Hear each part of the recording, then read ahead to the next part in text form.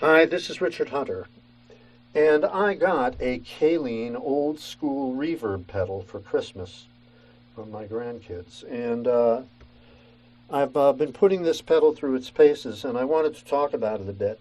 Not because it's the best reverb you can get. I mean, it's good enough for a number of things, but it's not the equivalent of a lexicon. Anyway, the reason I think it's worth talking about this pedal is that it shows you what kinds of functions and features you want on a reverb pedal, and we'll talk a bit about what those functions do. So, there are four dials on the top of the old school reverb pedal and an on-off switch. The on-off switch, of course, is extremely important. And one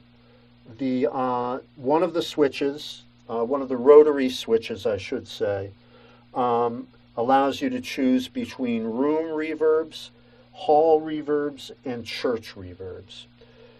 Basically, at each level of room, hall, and church, you're getting a longer decay, a longer amount of time where the reverb hangs in the air before it goes silent. And you're getting a smoother sound that gives you a sense of waves of sound moving around, which is consistent with what reverb is, which is a lot of densely packed echoes from all over the room, or the hall, or the church, depending on which algorithm you choose here. So in addition to that one three-way switch, we have rotary switches, rotary encoders, I should say, for decay. That's the amount of time, again, that it takes the reverb to go to zero. Mix, which is the balance between the reverb signal and the signal from your amp or the signal from your microphone. At the moment, I'm plugged directly into this pedal and then into my Crate VC508 amp. I'm using an Astatic JT30 shell with a bulletin element in it. I'm standing right next to the amp, so I can't crank the amp quite as loud as I would like to, but I think you'll get the idea anyway. So let's start by showing what we sound like with this mic, this amp, and the reverb off. Now.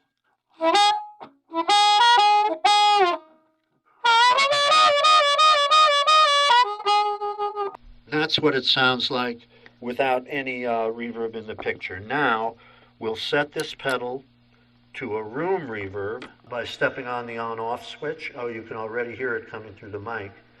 Anyway, we set the decay at about 9 o'clock. We set the mix at about 11 o'clock.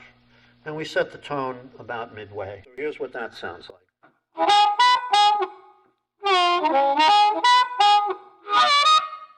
Well, that's pretty neat. Oh, by the way, I'm using a Lee Oscar A flat natural minor harp, playing it in second position, which means A flat minor. Let us now try the Hall algorithm.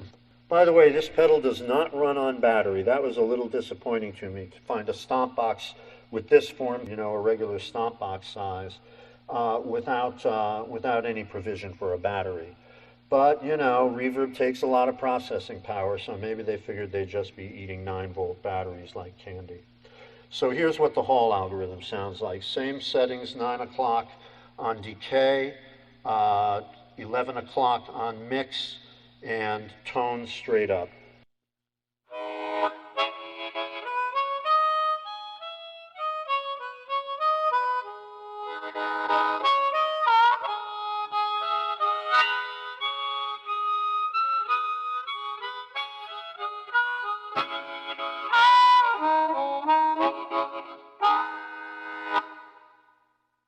That's a nice full reverb sound.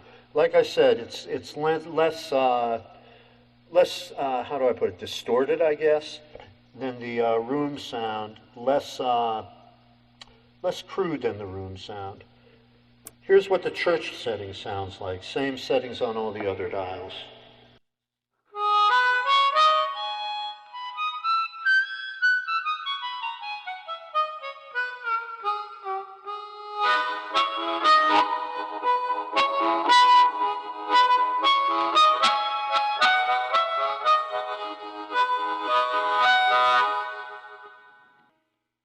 Again, another big, nice, smooth reverb. Like I said before, what's happening here is that as you go from room to hall to church, the reverbs get longer and longer and smoother, and you hear a distinct wave when you hold a chord or something against those big reverbs. So that's the story on this pedal, and I'll tell you what I like about this pedal. First, it's pretty inexpensive at $40. Secondly, it doesn't sound bad. I wouldn't use it for recording, but for a stage performance, I think in most situations it would be more than enough to do the job. It's got three different algorithms, three different kinds of reverb on it. The room reverb, the hall reverb, and the church reverb. They've all got their uses.